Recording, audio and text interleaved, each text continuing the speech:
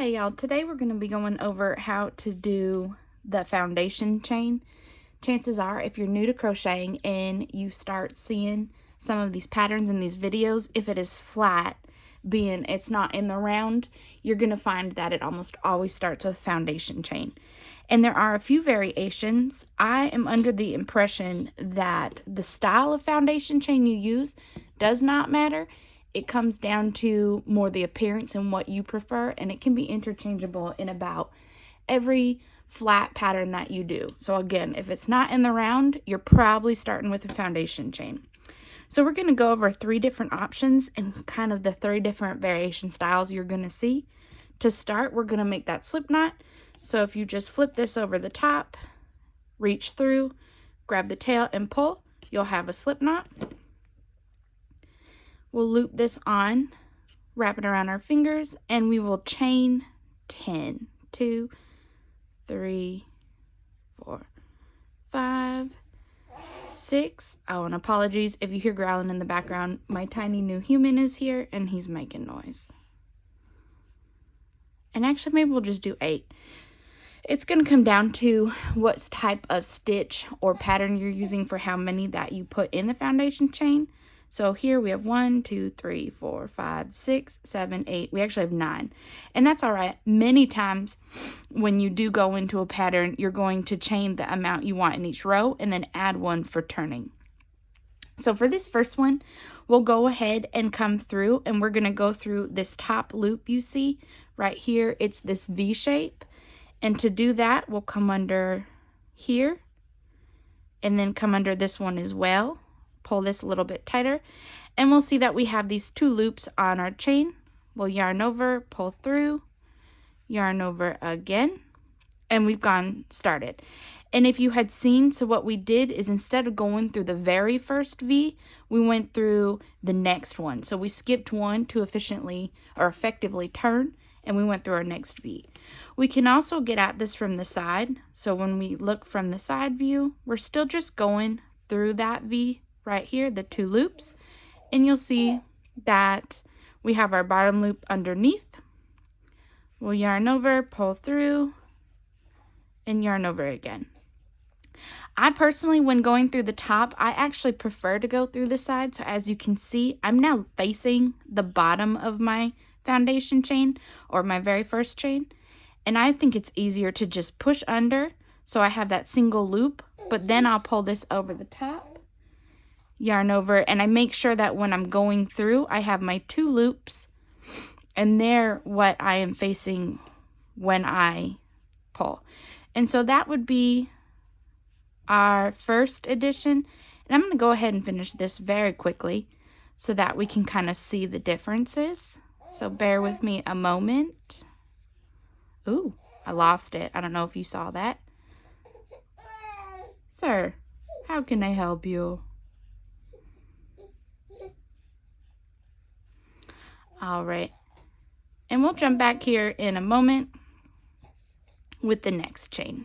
All right, so we went ahead and finished off that first row. So this would be our foundation chain.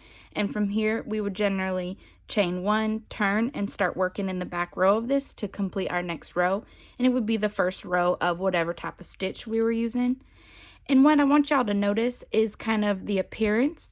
So when you are going into the top loop of each row, you're going to have just this single right here where it's just the 1 loop at the bottom. This is actually probably the first foundation chain that I learned, and I want to say it's pretty common depending on how you're learning or who you're learning from. It's not my favorite. And what we're now going to do is go through the back loop and then compare the appearance. And we'll see that instead of just having this single row of loops, we're actually going to get this more braided. And so to do that is pretty simple, and I will just tie this off so we can do a comparison. And again, I don't know if y'all noticed, it takes kind of a minute to get through those top loops, especially if you're going over the top. Whereas if we're doing this back, it's going to be a bit quicker. So we have 1, 2, 3, 4, 5, 6, 7, 8. And then again, for just to keep it the same, we'll do 9 again. So this is my favorite, and I like this because a lot of times when you're tying off, you're going to see the kind of braided appearance as well. So to go through the back loop, hello my little sir, he's trying to escape his chair. To go through the back loop, we're going to skip this first one. We're going to come into the second back loop and push through. And so instead of effectively flipping over, we are going to yarn over and pull through our single loop and pull through again. And then we would just continue through this one. It's probably easier just because you only really have to get through that one loop. And even if you prefer the top loop, you can, like I showed you before, go through that back loop and flip it over. It all depends on the very first stitch you do.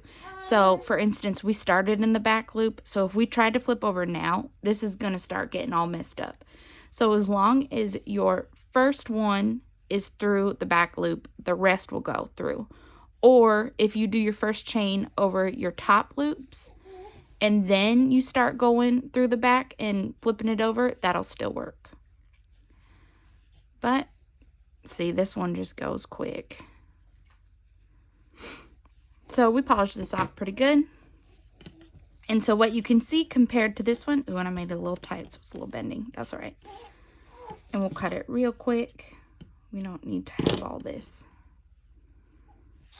So what you can notice real fast right off the bat is the appearance. So this one just has that single line.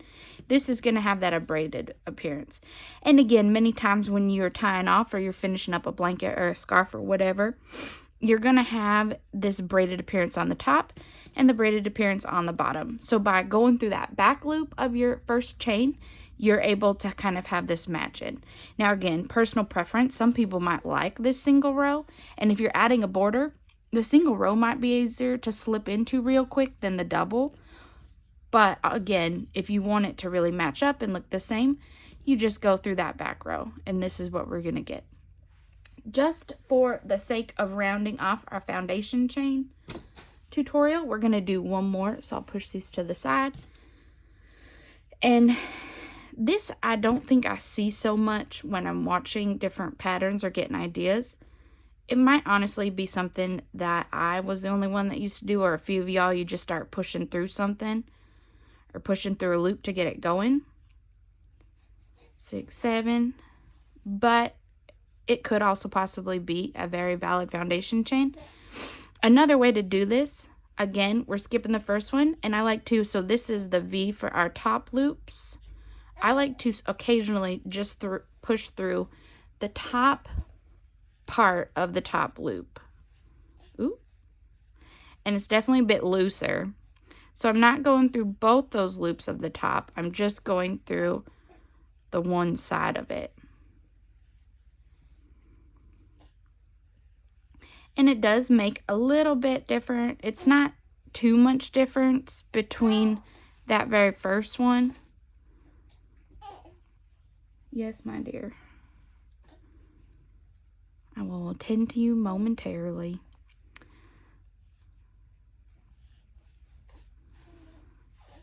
But so you can see it makes it a little bit different. I guess instead of having that single row, we now see we do still have a single row, but it's kind of in a braided appearance. So if these are our 3 foundation chains, boop, boop, boop.